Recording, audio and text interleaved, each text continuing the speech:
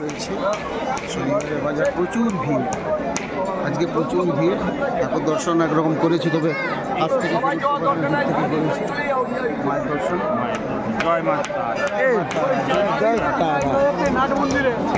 বুঝতেই পারছেন প্রচুর ভিড় আজকে।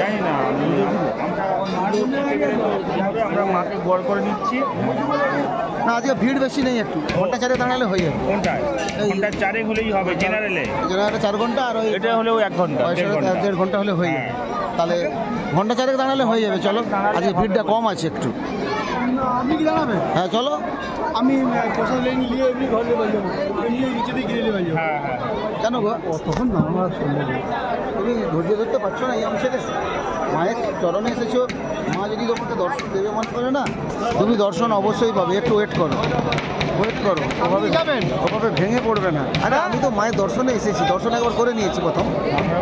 প্রথম দর্শনটা হয়েছে। কি করে, কোথায়? প্রথম দর্শনটা ওইখান দিয়ে হয়েছে, ওইখান থেকে দর্শনটা পাবে। চলুন, আমরা তার পূজা দেবেন তো, চলুন।